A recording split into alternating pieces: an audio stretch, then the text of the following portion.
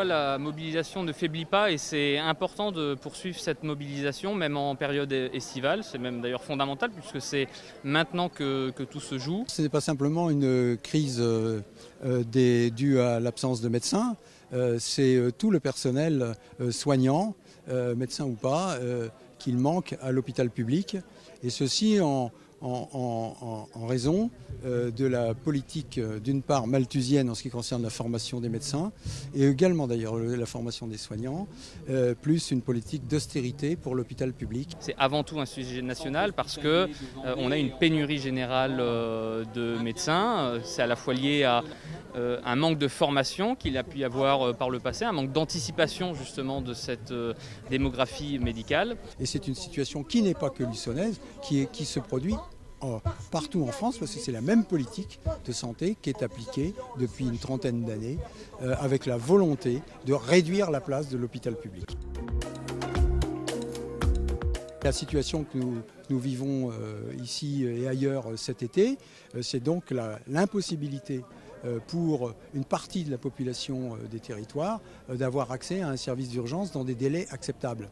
Et on déshabille Pierre pour habiller Paul, c'est ce qu'on vit ici en Vendée, avec le fait que le SMUR de Montaigu est fermé pour que les urgentistes puissent venir ailleurs.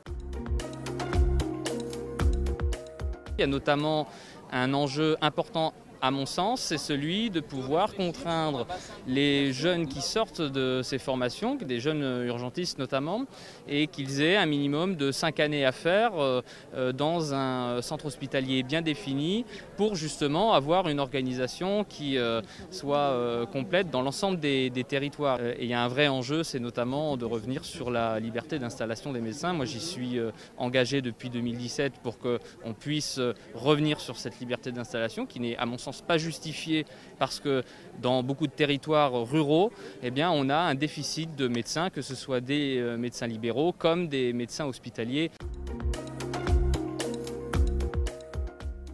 Je crois que ce qui fait avancer les choses, c'est justement l'existence de ces manifestations. Les échanges, comme vous dites, n'ont lieu que parce que la population ici fait pression avec ses associations, avec ses élus. C'est vraiment très, très réjouissant de voir la mobilisation des élus qui est toujours présente et qui se maintient et qui est forte. Et en tout cas, cette mobilisation, elle permet d'avoir un exemple malheureux mais concret et qu'on puisse à l'avenir avoir des améliorations en termes législatifs sur ce sujet-là. Pour pouvoir répondre aux besoins de la population de ce territoire. Car c'est de ça qu'il s'agit.